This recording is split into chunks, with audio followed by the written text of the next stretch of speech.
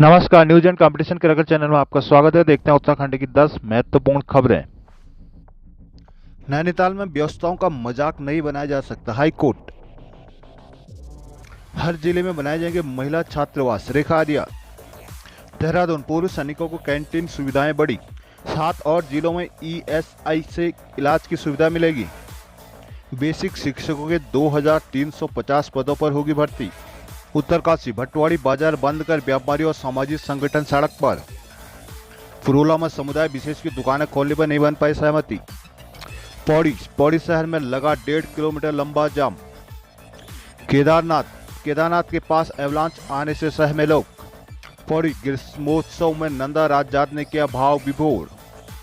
कोरदार में आज निकलेगी बाबा बालाजी महाराज की भव्य झांकी। जोशीमठ, हेलंग बाईपास का फिर विरोध शुरू। नैनीताल, ट्रैफिक सुधारों में वीआईपी कल्चर बड़ी बाधा। देहरादून, कोच का तबादला, खिलाड़ियों ने एथलेटिक एक्सीलेंस सेंटर छोड़ा। उत्तराखंड में 10 जून से बारिश अंधड़ का अलर्ट। बागेश्वर में जल्द घोषित होगा कांग्रेसी प्रत्याशी। अल्मोड़ा में बिजली, गांव में पानी का संकट। बागेश्वर, जल संसाधन कर्मियों का धरना जारी। नैनीताल, हाईकोर्ट ने नैनीताल में ट्रैफिक जाम की समस्या पर गंभीर टिप्पणी करते हुए शहर में 81 वर्ष पुराने पैडल रिक्शा का संचालन बंद करने के आदेश दिए हैं। कोर्ट ने कहा कि नैनीताल में व्यवस्थाओं का मजाक नहीं बनाया जा सकता। सरकार 2 हफ्ते में पैडल रिक्शा हटाकर यहां कम से कम 50 ई रिक्शे की व्यवस्था करे। मुख्य न्यायाधीश न्यायमूर्ति विपिन सांघवी, न्यायमूर्ति राकेश हब्रियाल की खंडपीठ ने गुरुवार को सुनवाई करते हुए महत्वपूर्ण दिशा निर्देश जारी किए। हाईकोर्ट ने पैडल रिक्शा के माल रोड पर ट्रैफिक बाधित होने का प्रमुख कारण माना है। नगर पालिका की ओर से कोर्ट को बताया गया कि माल रोड पर 60 पैडल रिक्शा व 11 ई रिक्शा का संचालन होता है। कोर्ट ने कालाढूंगी व हल्द्वानी से नैनीताल तक लग्जरी बस सेवाओं के संचालन पर भी सरकार को विचार करने को कहा है, ताकि लोग सुविधाजनक तरीके से बिना निजी वाहन के सार्वजनिक परिवहन से नैनीताल पहुंच सके। कोर्ट ने माल रोड पर दुकानों के बाहर निकले छज्जे तोड़ने, पब्लिक स्कूलों के खुलने बंद होने का समय निर्धारित करने के निर्देश भी दिए। इस मामले में अधिवक्ता प्रभा नथानी ने मुख्य न्यायाधीश को पत्र लिखा। इस पर हाईकोर्ट ने संज्ञान लिया। मामले पर अगली सुनवाई अगस्त के पहले सप्ताह में होगी।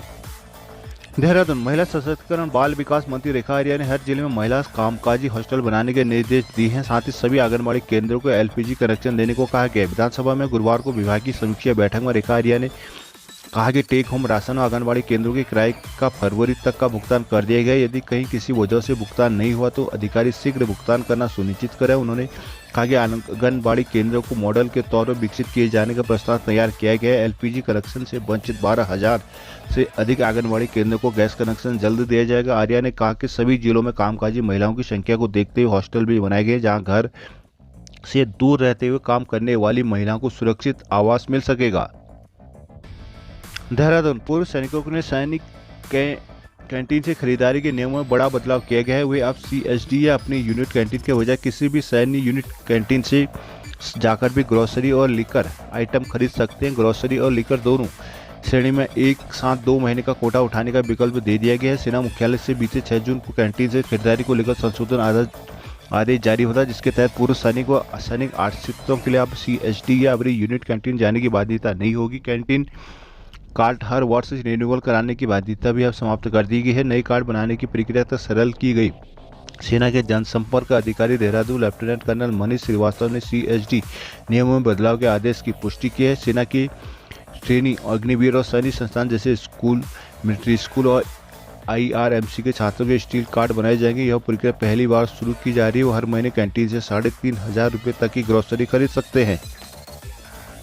देहरादून, शिक्षा विभाग में बेसिक शिक्षकों को एक और बड़ी भर्ती का रास्ता खुलने जा रहा है। शिक्षा विभाग ने बेसिक स्तर पर 2,350 पद चिन्हित करते हुए सरकार को प्रस्ताव भेजा है, जिसके गढ़वाल मंडल में 1,266 और कुमाऊं मंडल में 1,085 पद हैं। सूत्रों के अनुसार वर्तमान में 2,600 पदों पर जारी भर्ती में सुप्रीम कोर्ट का फैसला आने के तत्काल बाद इन पदों पर भर्ती प्रक्रिया शुरू हो सकती है। मालूम हो कि शिक्षा मंत्री डॉक्टर धन सिंह रावत ने शिक्षा विभाग के रिक्त पदों पर नियुक्तियां शुरू करने के निर्देश दिए। इसी क्रम में शासन ने बेसिक शिक्षा निदेशालय से पदों का ब्यौरा मांगा था। बेसिक शिक्षा निदेशक वंदना गर्ब्याल ने रिक्त पदों का ब्यौरा भेजते हुए सरकार से रिक्त पदों को भरने के प्रस्ताव पर विचार निर्णय लेने का अनुरोध किया है। इस पत्र में उन्होंने वर्तमान में जारी कोर्ट केस का हवाला भी दिया। देहरादून उत्तराखंड के सभी जिलों में जल्द ही प्राइवेट सेक्टर के कर्मचारियों को राज्य कर्मचारी बीमा योजना ईएसआई के तहत स्वास्थ्य सुविधाएं मिलने लगेगी। ईएसआई से वंचित प्रदेश के 7 जिलों में डिस्पेंसरी की स्थापना और मेडिकल स्टाफ की नियुक्ति की मंजूरी मिल चुकी है। ईएसआई ने सरकार को स्वीकृत पदों पर आउटसोर्स आधार पर नियुक्तियां शुरू करने की अनुमति मांगे। इन जिलों में डिस्पेंसरियों के लिए भवन का चयन अंतिम दौर में संपर्क करने पर ईएसआई सीएमओ डॉक्टर आकाशदीप ने इनकी पुष्टि की। उन्होंने बताया कि सभी 7 जिलों में भवन करीब चिन्हित हो चुके हैं। जल्द ही वो ईएसआई को मिल जाएंगी। सरकार की मंजूरी मिलते ही आउटसोर्स से नियुक्तियां शुरू कर दी जाएगी। कोशिश की जा रही कि 3 माह के भीतर सारी प्रक्रियाएं पूरी कर जाए। हर जिले में डिस्पेंसरी में 2 एलोपैथिक डॉक्टर, 1 फार्मासिस्ट, 1 एएनएम प्रसाविका, 1 कनिष्ठ सहायक नियुक्त होगा, जिसके साथ आउटसोर्स आधार पर जरूरत के अनुसार डाटा एंट्री ऑपरेटर, चतुर्थ श्रेणी कर्मचारी और वाहन चालक में नियुक्त किए जाएंगे। सरकार ने 7 डिस्पेंसरियों के लिए फिलहाल 63 पद सृजित किए हैं। वर्तमान में राज्य में 650 लाख ईएसआई कार्ड धारक हैं।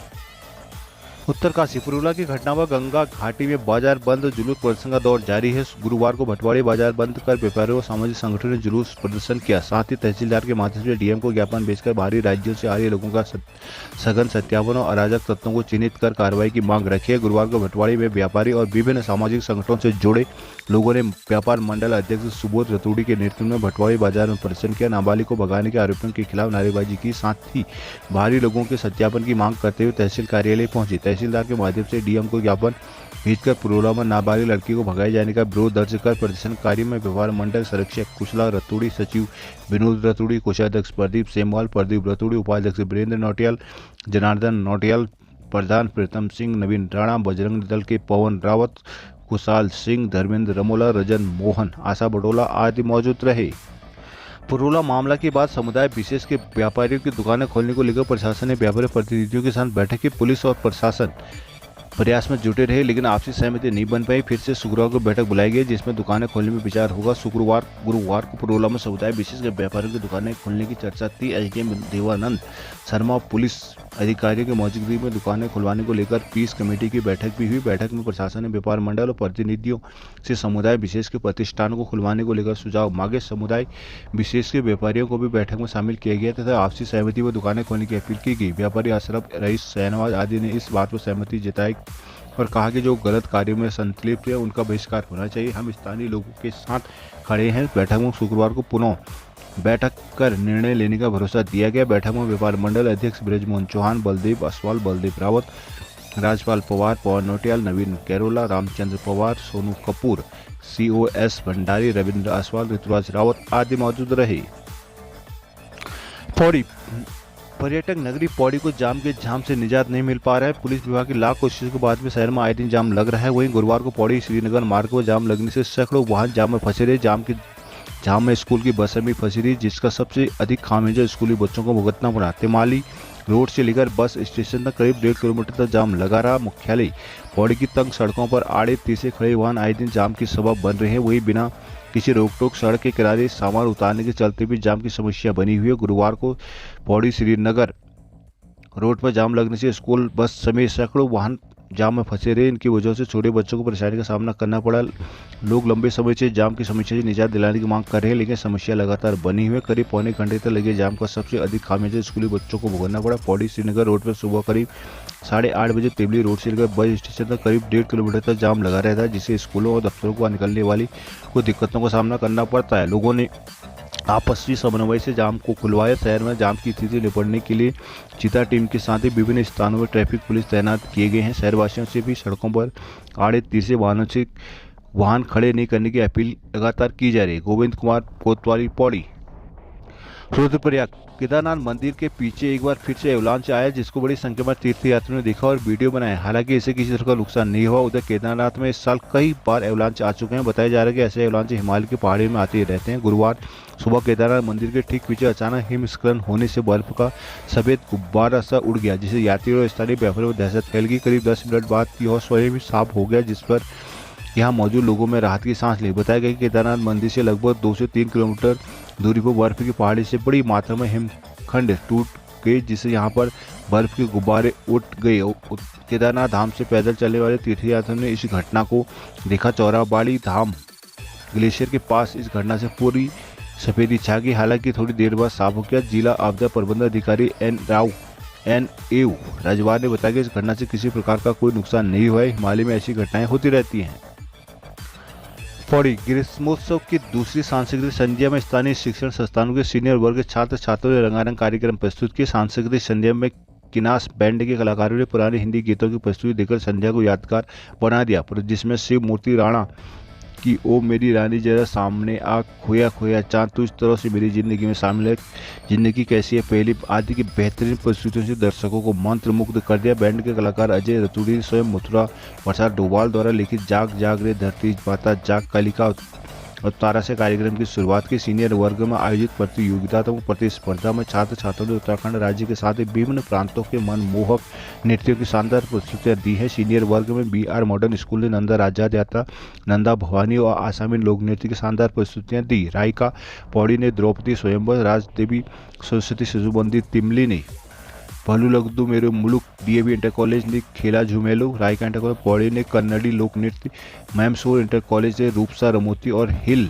इंटरनेशनल ने जौनसारी की प्रस्तुतियां देकर छात्र छात्रों ने उत्तराखंड के विभिन्न हिस्सों के प्रत्येक संस्कृति के रंग बिखरे प्रस्तुति में खचाखच भरे रामलीला मैदान में देर शाम तक दर्शकों को बांधे रखा। सांस्कृतिक कार्यक्रम के मुख्य अतिथि कोतवाल गोविंद कुमार ने कहा कि आयोजन में छात्र छात्राओं का प्रतिभाग करना उनकी प्रतिभा को बढ़ावा देता है, इसलिए अध्ययन के साथ साथ सांस्कृतिक गतिविधियों में भी प्रतिभागिता जरूरी है। इस कार्यक्रम आयोजन से सांस्कृतिक परंपरा को बढ़ावा देने के साथ ही कई प्रतिभाओं को मंच प्रदान करना काबिल तारीफ है। स्थानीय शिक्षण संस्थानों के अलावा पराज संस्था, सतचंडी जनजाग कल्याण समिति, नृत्य प्रशिक्षण संस्थान ने भी अपने अपने कार्यक्रम में लोक संस्कृति के सुंदर रंग बिखेरे। निर्णायक की भूमिका दिनेश रावत और मनोज रावत अंजुल ने निभाई। इस अवसर पर सांस्कृतिक संयोजक परमेंद्र नेगी, दीपक काला, विपिन गोसाई, सत्येंद्र रावत आदि मौजूद थे। संचालन वीरेंद्र खकरियाल और प्रवीण नेगी ने किया। जोशीमठ में व्यापारियों ने प्रशासन को निर्माणाधीन हेलंग मारवाड़ी बाईपास के कार्य को 2 दिन में बंद करने का अल्टीमेटम दिया है। व्यापारियों ने चेतावनी दी कि 2 दिन में बाईपास का निर्माण कार्य बंद नहीं हुआ तो व्यापार संघ स्थानीय लोगों के साथ मिलकर जन आंदोलन करेंगे। इस संदर्भ में SDM के माध्यम से मुख्यमंत्री पुष्कर सिंह धामी को ज्ञापन सौंपा गया। गुरुवार को व्यापार संघ अध्यक्ष नयन सिंह भंडारी, संरक्षक माधव सेमवाल, पूर्व अध्यक्ष रमेश टेमरी श्रीराम की अगुवाई में व्यापारियों का पहला शिष्टमंडल उप जिलाधिकारी से मिला।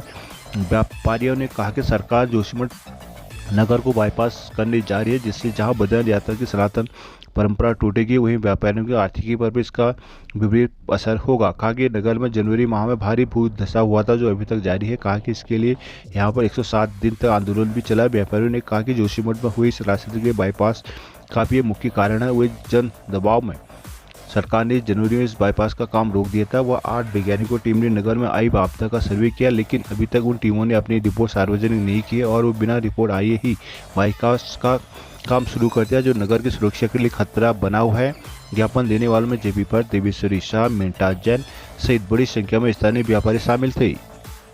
नैनीताल में खराब होती ट्रैफिक व्यवस्था की एक प्रमुख वजह VIP कल्चर भी है। शहर में वाहनों का दबाव कम करने के लिए ट्रैफिक पुलिस रूसी बाईपास पर वाहनों को रोककर शटल सेवा के जरिए पर्यटकों को नैनीताल तक भेजती है, लेकिन खुद को मंत्री, विधायकों या VIP का रिश्तेदार बताकर रौब दिखाने वालों से निपटना पुलिस कर्मियों के लिए मुसीबत बन गई है। पर्यटन सीजन के बीच नैनीताल में ट्रैफिक जाम से निपटने के लिए पुलिस बिना पार्किंग वाले होटलों में बुकिंग कराने वाले पर्यटक वाहनों को शहर में प्रवेश करने से पहले ही रूसी बाईपास पर रोक देती है। यहाँ चेक पोस्टों में तैनात पुलिसकर्मी VIP बनकर रौब दिखाने वालों से परेशान है। स्थिति यह है कि कई पर्यटक नैनीताल में प्रवेश पाने के लिए नेता मंत्री समेत पुलिस और प्रशासन के वरिष्ठ अधिकारियों को फोन करते हैं। शहर में ट्रैफिक जाम की समस्या बेकाबू हो चुकी है। नैनीताल में जरूरत के अनुसार पार्किंग योजनाएं तैयार नहीं हो पाई है। प्रशासन हर बार वर्षों से एक ही ट्रैफिक प्लान लागू कर देता है, पर इसमें कैंचीधाम, हवाली और भीमताल से नैनीताल आने वाले पर्यटकों के बारे में विचार नहीं किया जाता। इसके अलावा नैनीताल के होटल में कितने पर्यटक रहने की क्षमता है, इसकी भी आज तक सही जानकारी प्रशासन के पास नहीं है। ऐसे में नैनीताल में रोजाना कितने पर्यटक पहुंचते हैं, इसकी भी कोई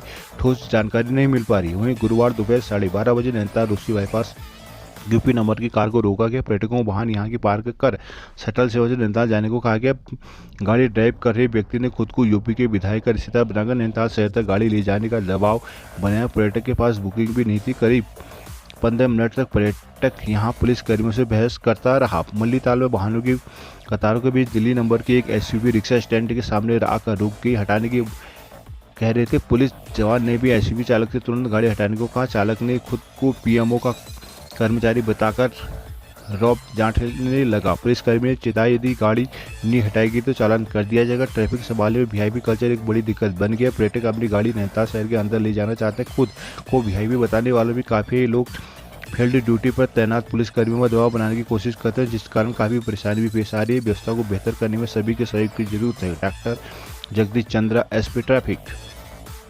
अल्मोड़ा उत्तराखंड राज्य का तराई मानव सर्प संघर्ष से जूझ रहा है। सांपों के काटने के सर्वाधिक मामले नैनीताल वन क्षेत्र में दर्ज किए गए, जबकि मानव हानि के सर्वाधिक मामले तराई पूरी में दर्ज हुए। राष्ट्रीय हिमालय अध्ययन मिशन के तहत अनुसंधान परियोजना में तराई के 6 फॉरेस्ट डिवीजन में सांपों से होने वाली हानि का अध्ययन करने पर ज्ञात हुआ। हालांकि अध्ययन में पाया गया कि राज्य में विद्यमान सांपों की 41 प्रजातियों में से केवल 25 प्रजातियां विषैली हैं, जबकि 75% सांप जहरीले नहीं है। वर्ष 2018 से 21 के बीच केवल 3 सालों में सांपों के काटने के मामले सरकार की ओर से लगभग 1 करोड़ 18 लाख रुपए से अधिक की धनराशि खर्च हुई। अनुसंधान परियोजना के अध्ययन में स्पष्ट हुआ है कि उत्तराखंड में लगभग 41 सांप प्रजातियां विद्यमान है, जिसमें केवल 25 प्रजातियां विषैली है, जबकि 75% सांप जहरीले नहीं है। वही इस अवधि में तराई पूर्वी, मध्य, तराई पश्चिम और हल्द्वानी, रामनगर और नैनीताल क्षेत्र में 237 के से अधिक सांपों के काटने से मामले प्रकाश में आए, जिसमें 29 मामले मानव हानि, 72 लोगों के घायल होने और 136 पशुओं की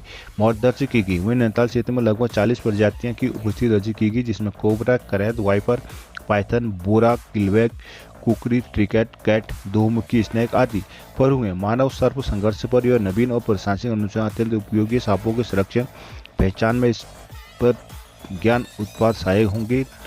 किरीट कुमार, नोडल अधिकारी, राष्ट्रीय हिमालय अध्ययन मिशन।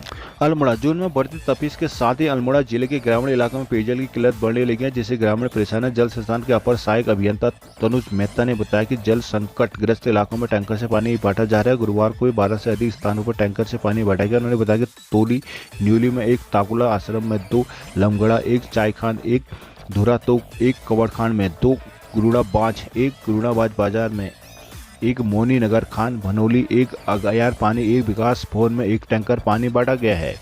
वही पानी को लेकर द्वाराहाट नगर क्षेत्र के लोग परेशान हैं। पिछले दिनों से नगर क्षेत्र में पानी नहीं मिलने से हाहाकार मचा हुआ है। विभाग टैंकर से पानी आपूर्ति करने का प्रयास कर रहा है, लेकिन नाकाफी है। वही गांव में स्थिति खराब बनी हुई। विभागीय अफसरों ने बताया कि रामगंगा पेयजल योजना का बरल गांव पर पंप खराब होने से पेयजल आपूर्ति बाधित हो गया, जिसके लिए विभाग ने तकनीशियों को लगाया। नगर निवासी सुधीर मठपाल ने कहा कि नगर पंचायत क्षेत्र में पानी की आपूर्ति पहले से ही 3 दिन में होती है, ना इन दिनों पंपिंग का काम किया जा रहा है, जिसके चलते बिजली आपूर्ति बाधित है, जिसके चलते पूर्व में उपभोक्ताओं को सूचना दी गई है। कन्हैया जी मिश्र, ईई ऊर्जा निगम।